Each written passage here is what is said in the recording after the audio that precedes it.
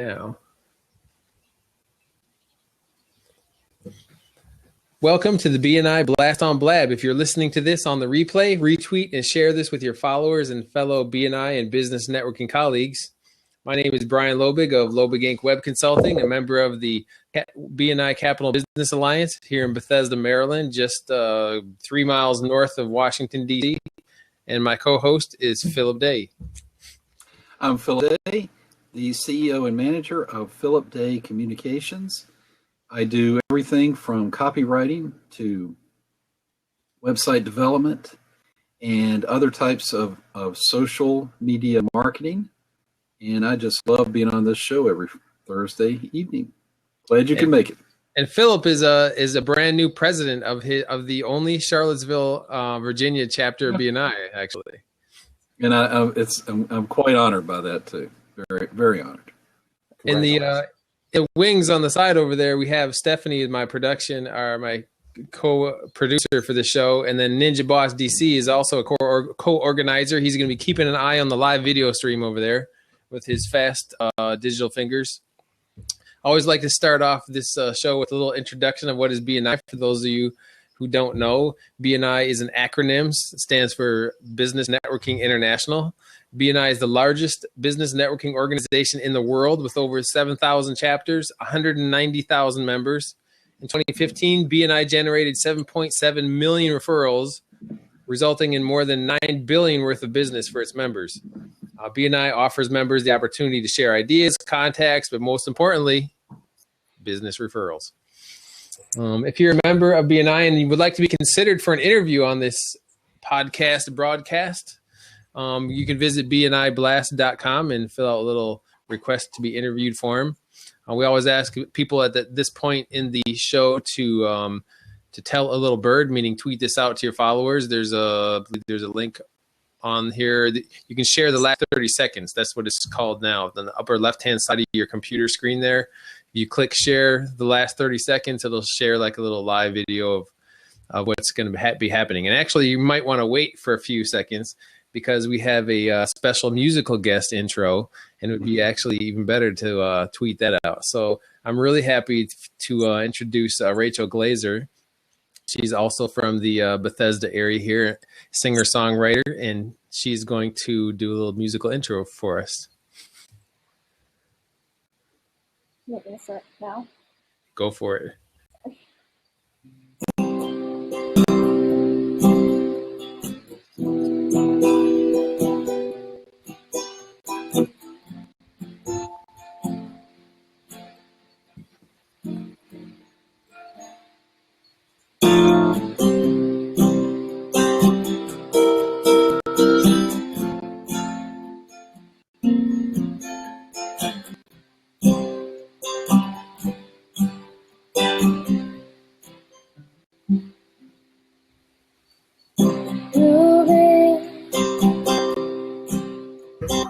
Let down your golden hair where I'm standing at the bottom of the stairs. Ruby,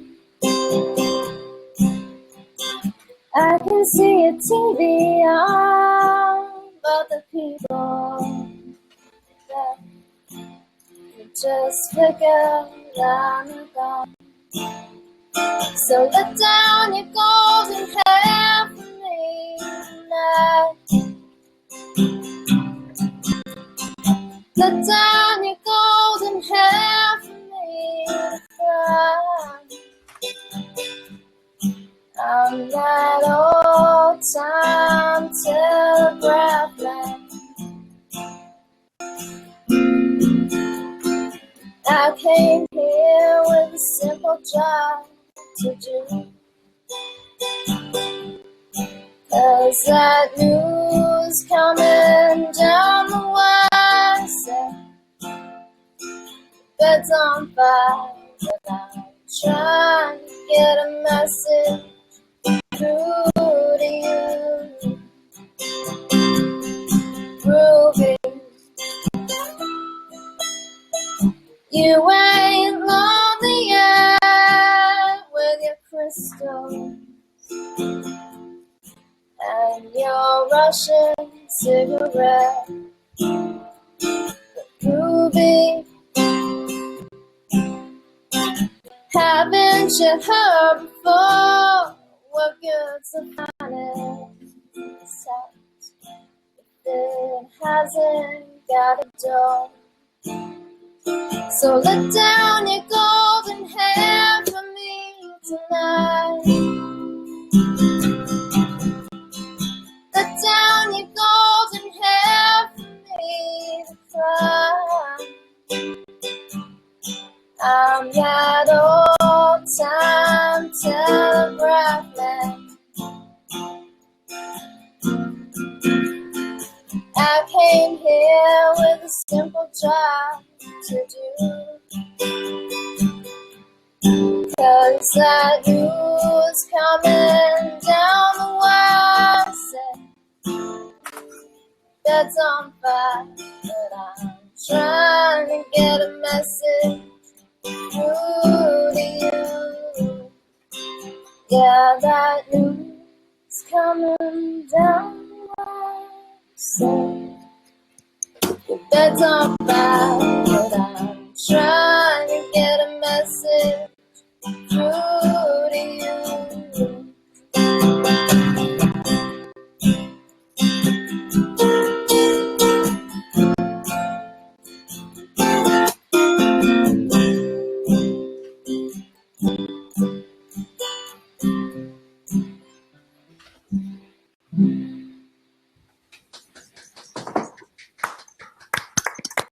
Very nice, Rachel. Tell us a little bit about that song. What's the name of that song? It's called Ruby. It's by, I think it's by Jillian Welch and David Rawling. Oh yeah, That's the version I've heard anyway. very nice. And I know you're playing a Martin guitar. Yeah. Where's the next place you're going to be playing? You have anything booked? Singing? Yeah, singing or playing guitar. Yeah. I'm not really sure when. I perform with a band from time to time. Mm-hmm. All right. Well, thanks for joining us tonight. Good stuff. Thank you.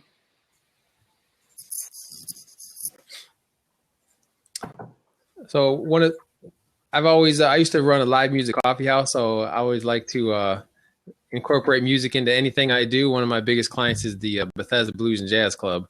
And so whenever I have the opportunity to get somebody to do some live music with us, I jump at that. Well, time is to introduce our special guest of the evening, Gary Flax.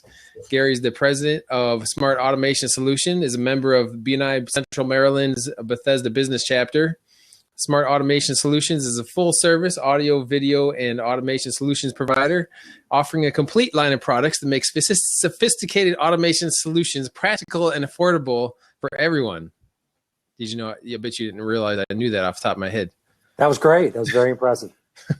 Filling any gaps from that intro, Gary, and tell us something about yourself, like some personal information. My birthday's tomorrow. Oh, wow. I'll be 51. I have 2 kids. I have a 20-year-old son who's at the Ohio State University. Oh, fantastic. And I have a 16-year-old daughter who's at Quince Orchard High School. Very good. Very good. So we all like to start with a few business questions. How did you get started with Smart Automation Solutions? Well, so actually, a friend of mine got me involved in it. He's friendly with a home builder, and that builder was looking to differentiate his homes from some of the other properties that were out there, and he found this product. It's one particular product by a manufacturer called Control 4, and saw it, thought it was a very interesting product, and we actually went to the Consumer Electronics Show in Vegas one year to check the product out. So we went there, we saw it, we thought it was very, very cool, and lo and behold, we decided to start a business. We thought it was a viable enough solution 8 years ago that we saw where the opportunities really were going to show up, and lo and behold, here we are. We're still around. Gary, I'm a big. I enjoy watching sports. I like the Super Bowl, World Series, the Tour de France, and I saw, of course, with your company that you design residential home automation, of course, and that includes. Let me go to it now. That includes, of course, media rooms. Yes. Where you have, the living rooms, the family rooms, master bedrooms. Custom home theaters, absolutely. Yep. Yeah, home theaters, all that kind of stuff. Televisions can be hidden behind custom artwork or installed in furniture that opens when the system's active. I mean, that is so cool, so James Bond-like. Yeah. And my question... There's a lot of really, really cool things you can do with this stuff. Yeah, that is just awesome. Yeah. That is awesome. It's a lot of fun. Every adventure. Well, my question for you is this, okay? How can you... What is different, I should say? What is different about watching events like this on a system that you set up than it would be with anything, if I just had, Circuit City come in and install the TV? What makes it an experience? So I'll tell you this first, right off the bat, Circuit City's no longer around. That's right. Well, yeah. Okay. So we tough Circuit City for you. But so really, whatever. The difference is why you would use a company like mine as opposed to trying to do something like this on your own, which is really what we're talking about. It's really the experience in how you go about accessing and controlling and using the different pieces of equipment that you're implementing in your home. So what we try to do is we try to put together a solution that makes it very, very simple for the homeowner to be able to activate and utilize the different pieces of equipment, whether it's music, whether it's accessing music, whether it's trying to play Pandora or access your own music from your own portable device and play it in different parts of the house, as well as accessing different video sources and being able to easily control those different things from a remote control or from an iPhone or iPad or a proprietary touchscreen that we sell as well with the different control products. So it's the user experience. It's how it all works. So instead of you sitting there with 4 or 5 different remote controls and saying, okay, I have this great system. I have to turn on the receiver first, then I have to turn the TV on, then I have to switch the receiver to the right input to be able to watch my Apple TV. Then I have to turn on the Apple TV and grab that little silver remote and change that to the right video source that I want to be able to watch. We make it very easy. We have one remote control that you pick up and you press the watch button and you select the source and then the magic happens. It makes it very, very simple. The receiver turns on, the TV turns on to the right channel. The video source automatically is selected correctly, and now you're accessing and controlling that. And all it takes is 1 or 2 button strokes to be able to get that to happen. And that's really why you use a company like mine. We try and make it very, very simple for the end users so that when they come home, when they access different things, when they want to be able to control it, it's real simple. There are a lot of different ways to be able to do it. One way is from one of these, which is a portable touchscreen. And this gives us the ability to be able to control different things within the house. So I'll try and zoom in on this so folks might be able to see it all. Wow. It's written backwards on the screen. No, it's the correct way on our screen. Oh, okay, very good. It's backwards it's on mine. So anyway, so when you're looking at this, we can access different devices within the house, and we can control them from one very simple to use interface, just like this. So whether I want to control my thermostat or whether I want to control my lights or music, it's all right here, and this is a graphical interface, which makes it that much easier. You can do it from a remote control as well, a handheld remote control. But these are the types of applications that we really try to do for our homeowners, and we do this for commercial applications as well. So I hope that kind of answered your question. It may not look any different when you're doing it at the end result once you get everything working. From a television perspective, but it's the operation and how you actually do it. So we have a question from the audience, from Karen. And I was going to ask the same question. For people who are watching, for people who are just tuning in, we're talking with Gary Flax from Smart Automation Solutions here in the Greater Washington, D.C. area. And if you have a question and you're in the audience, feel free to do like a Q. It's a /Q, right, Stephanie? Why don't you show people how to do that, Stephanie? Like put Karen's question as a question, as an official question in the chat box, so I can bring it onto the screen. So she, her question is the tablet you've shown, is that like a traditional like kind of iPad type tablet, and is there an app for it? So yeah, this particular device is a proprietary device from Control4. So this is their 7-inch portable tablet. However, you can use your own iPhone, iPad, Android device. They all work. There's a free app that you can download. And you get a license with your system. So it doesn't cost anything additional to actually add that capability to your system. So yes, you can use your own. If I can expand on that just a little bit. Now, you showed, would you show that pad again? Sure. You had the comfort one on there. Now, I know that's, I can kind of guess what that may be, but would you explain that a little more? What is the comfort button? Comfort can do a few different things, but it's controlling your thermostat. So when I select the thermostat, you're going to see different things pop up, and I can control my thermostat from here. So what's cool about the integration is this: when you're talking about control and home automation, it's not really just the ability to control it, to raise and lower the temperature or turn it on and off.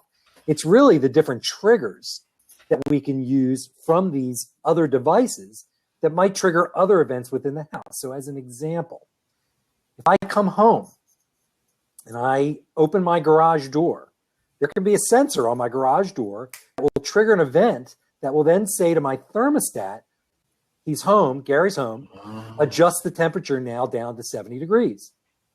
Nice. So that's really where the integration comes into play. So it's not even just That's great. That trigger could also say it's based on the time of day and based on the day of the week. If it's 8 o'clock at night and it's dark and my alarm system is on, turn on these lights as I'm walking into the mudroom and into the kitchen. So I have a lit pathway as I'm walking into my dark house because nobody's home. Wow. So it's those different triggers by adding all these different pieces and integrating it into a control system. That's the value. That's really what you're getting. Wow. So, people look at this differently. A lot of people do. It's not necessarily the control, just saying, okay, I can control my Nest thermostat. Well, I can control my Nest thermostat from my Nest app. I don't have to have Control4 for that. But if I want to be able to activate that Nest thermostat based on me coming home or based on me entering a code in my electronic door lock or, whatever other trigger that might be, that's where you talk about the integration, and that's where the application of control and automation really comes into play. So I hope that makes sense. Wow. I'm still taking it in. That's fantastic. So the follow kind of a similar question is, you have a bunch of different products. Do people typically go for, is that your primary solution is kind of integrating the Control4 in there? Do people sometimes just kind of do live audio throughout live audio throughout the house or outside?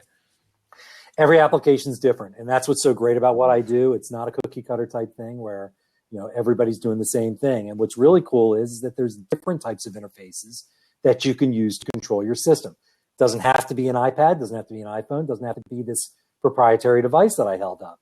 It could be the handheld Control4 remote control, which is a $200 device. It could be an in-wall keypad, a little multi-button keypad that could also be a light switch. So there's all kinds of different ways to set up control and how you do it. The most cost-effective way would be if you already owned an iPhone or iPad or Android device. You just download the app and link it over your wireless network, and then you're able to control it. So interesting. Yeah, it's pretty neat. What about people who have the Amazon Fire? Can they use the Amazon Fire tablet with it too? Yeah, absolutely, because it's running the Android operating system. So yes. What would you say are the top two questions people ask you when they're considering a home entertainment system? Well, our starting point is really controlling a single room. So, taking a remote, taking all of that AV equipment, like Philip mentioned, whether it's just a TV and a cable box and an Apple TV, or whether you also have a DVD player and it's tied into a surround sound. That's kind of our starting point. So, we have a solution that starts at cost for the hardware is $600. And that $600 solution is a master controller, a main brain, and a handheld universal remote that basically eliminates all those remote controls that are sitting on the coffee table. From there, we can then add other pieces to control, like a thermostat or light switches. And taking control of lighting is very easy. We just replace an existing light switch with one of our wireless light switches. It fires up just like a traditional light switch, but it ties into the control system to where we have the ability to access it remotely, turn it on and turn it off, program it so that it turns on automatically at certain days or times of the day, those types of things. And then really expand on that type of system, adding Sonos and maybe even be able to control Sonos from your Control4 system. Or any other multi-zone audio type of solution. So there's a lot of growth potential from that starting point of that $600 investment. And that's what's really nice about what we're doing here. It's not, you don't have to spend tens of thousands of dollars. You can, people do. And we sell those applications. I'm working on a proposal right now that's, it's a pretty big application, but they don't have to be. You can start out very, very small with this and you can grow with it. And so that's really what I like. Do you also sell the hardware, like the actual speakers and the TV, the flat screens and all this, everything that goes with it, or is it just integrating with existing products, or both? We're a full service AV solutions provider. We help people make those decisions. So we'll make the decisions or help them make the decisions for the speakers and the in-ceiling speakers and in-wall, or whether they decide to go a wireless Sonos route. Or if they're looking for a flat screen TV, we can certainly help them make the correct decision, purchase the right size TV based on the room that they're in and based on where they're seated, based on how far away the seats are going to be from that TV. Because, those are important decisions. Everybody wants this large 75-inch screen, but if it's too big for the room, I try and walk them off the ledge. I'm not always looking to sell the biggest TV that's out there. Go ahead. That's all right. So anyway, my point is yes, we represent several different manufacturers when it comes to the audio video equipment, and we can point our clients in the right direction as to what makes the most sense for their application. Gary, do the clients need to do any type of maintenance while they have this? Is there anything they have to do at all? It's a really good question. Every system is going to be different. Ongoing maintenance is going to be different. It's just like any other electronics, any other piece of equipment that you may own. Mm-hmm. These things need to be rebooted every so often to kind of clear their head, so to speak, get the cobwebs out of it and make them run a little bit smoother. We can do, we try to set up and install solutions that we can access remotely. So a lot of times we can maintain these things. If a client's having a problem, we can log in remotely. We can even reboot the systems remotely. And that's usually what it takes. Depending on the piece of equipment, of course, there are some things that should be managed and maintained every so often. And we offer maintenance contracts for that too after the first year. Do you find a lot of people interested in like home video, like watching different rooms or having video outside, like at the front door or looking at the backyard and that kind of thing? Yeah, so that's a great question. Video surveillance, we do an amazing amount of video surveillance. Mm. It's really more for the security purposes outside the home. Also being able to, somebody comes to the front door, they knock on the door. You want to be able to see who's out there. So we do a lot of that. We also have an integrated intercom solution with the control product that we sell. So when somebody rings the doorbell, they can go to their touchscreen, they can view and see who's at the door, and they can even speak to them if they choose to. Would that be through their own mobile device, through that app as well, or is that something in process? Yeah. So great question. There is a way actually to tie it in through your phone. However, you have to be at your house, and that device has to be linked to your in-house Wi-Fi. Okay. So you can't be traveling and have somebody ring your doorbell and answer your door through the Control4 system. There are products out there that will allow you to do that, but they aren't an integrated solution with what we sell. So we do sell that, and we do offer those things where if you're traveling and you want to know who's at the door and somebody rings that and you are tied to some form of wireless with your portable device, you can access and you can even speak to those people. But it's not a fully integrated solution. Fully integrated, you have to be at home. Okay, Very good. And Karen was asking about the surround sound. Does the sound actually turn on as you enter the room?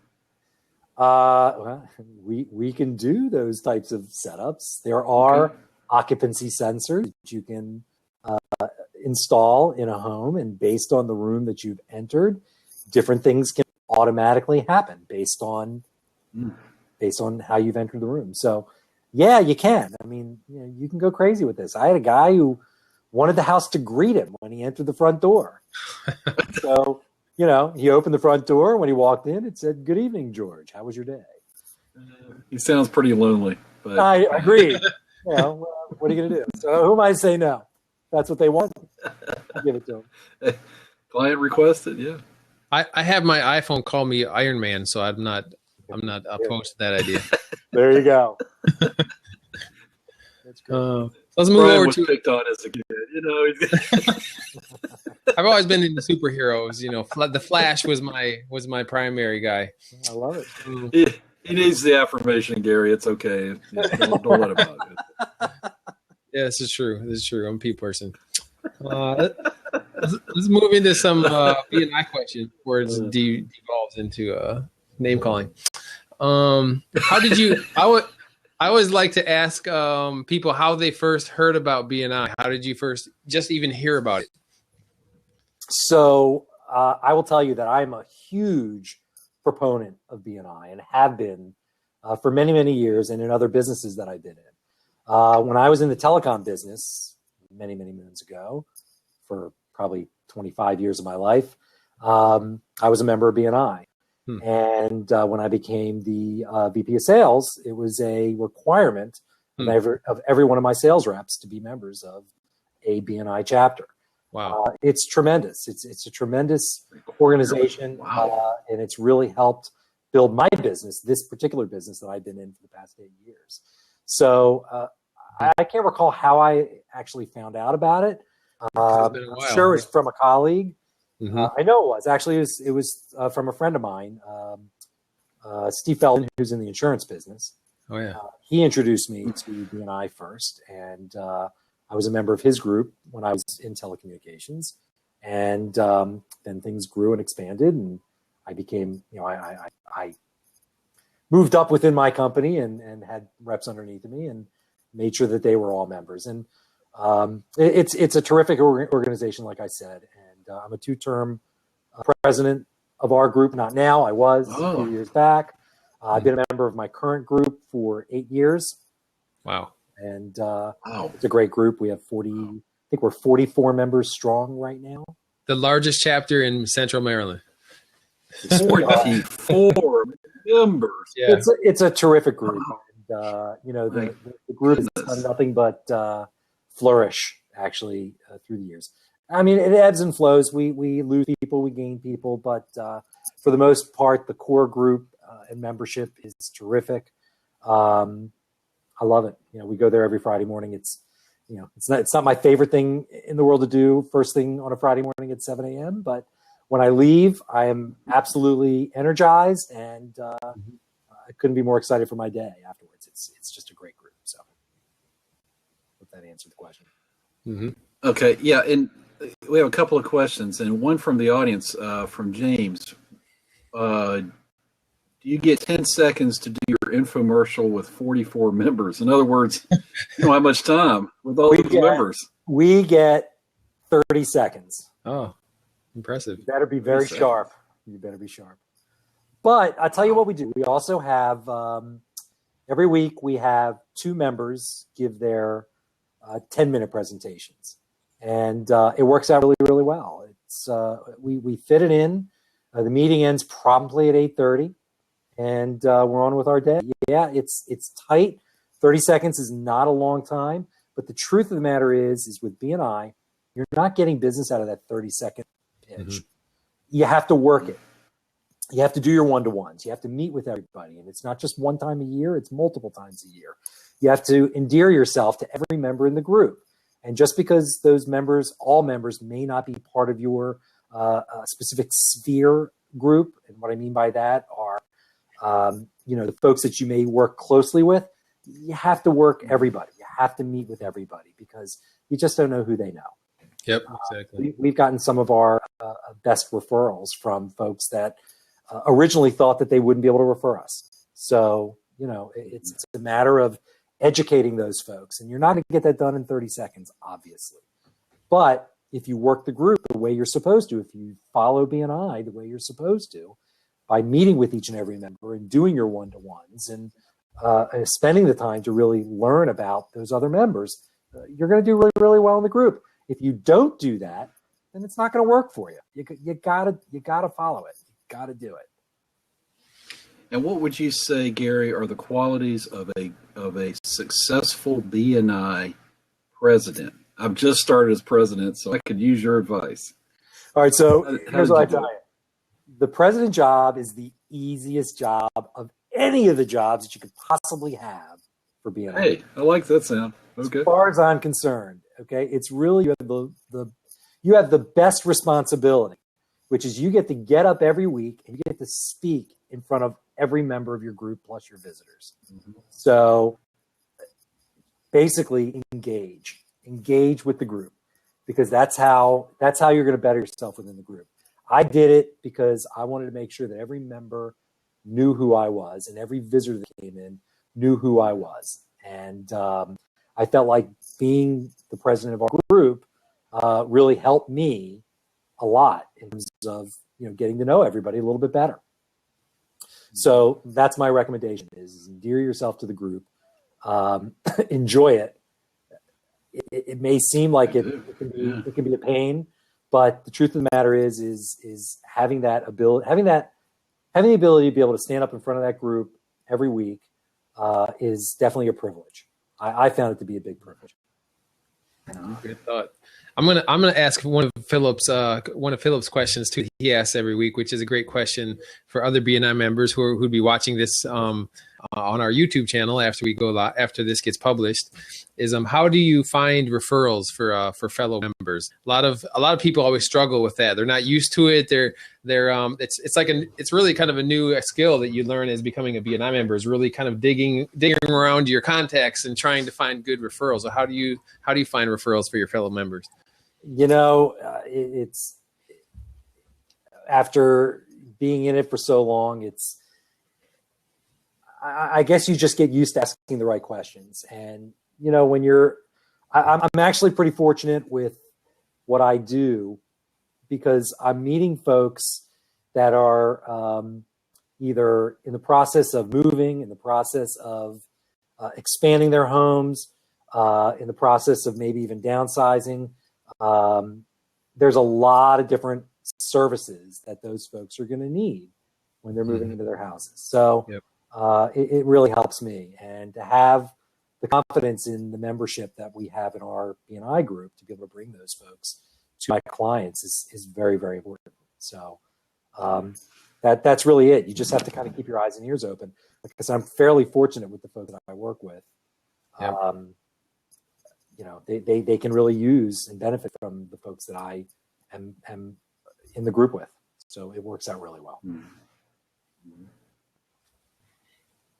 Well, as we wrap things up, Gary, tell us, when it comes to BNI, and there are some people out there who may not have joined yet, but there's probably a chapter in the area. What is the one major benefit that a small business person gets by joining BNI? You get it's priceless. Really, you get however many people are in that group. Those are your salespeople. Those folks are hopefully out there trying to find business for you. That to me is an amazing benefit. How can you possibly? I'm in a group of 44 people who are hopefully thinking of me when they're in front of their customers. 44 people. I can't be in front of that many people in a week. Think about it. So if each one of those members are seeing 3 new people every couple of weeks, 3 to 5 new people every couple of weeks, and they happen to mention me, how great is that? So I can't do that on my own. Very true. I couldn't possibly market myself that well. So to me, that is the benefit. That's really what you're gaining by becoming a member of a BNI chapter, is But you got to work it. You got to work it. You got to do your one-to-ones. You got to endear yourself to the members of the group. You got to get them to understand and how to ask the questions about your business to their customers. Yep. And that's really what it's all about. Excellent. Well, Stephanie has been kind of sharing your phone number in the side chat over there and your domain name, smartautomationsolutions.com. What is the best way people can get in contact with you? The best way would be to either email me, Gary at smartautomationsolutions.com, or you can certainly call me. My office number is 240-242-7272. So it's a pretty easy number to remember. Yeah. But those are probably the two best ways to get a hold of me. If anybody has any questions, feel free to email. Very good. I love to educate people. I love to explain how things operate and work. I try to do it in a way that people can understand it. I try not to be too techie. So don't be afraid to ask, and hopefully we get some calls out of this. I'd love to talk to people. Gary, I think we need to have you back. I have a feeling there are a lot of questions we ran out of time, and we could ask you, especially when it comes to smart homes and smart audio and video. Goodness. We didn't even talk about business, like business automation. So I think you got to come back for a repeat. I'd love to do it. I was Flax part 2, but I'd love to do it again. Very good. Well, our next show is going to be next week, and we're gonna our next guest will be Jackie Lamoth. She's actually a BNI director. She's works with Circa Travel, so she'll be tuning in next week. And then I always, Gary, like to ask people who attend this session, if you found this beneficial, feel free to identify one or two people who you think might be good for this platform, who might be a good guest for us on a future show, and let them know about it. I'd like to especially thank Stephanie and Gabriel in our side chat over there, keeping an eye on things. And thank you very much for attending the BNI Blast on Blab. Have a good one.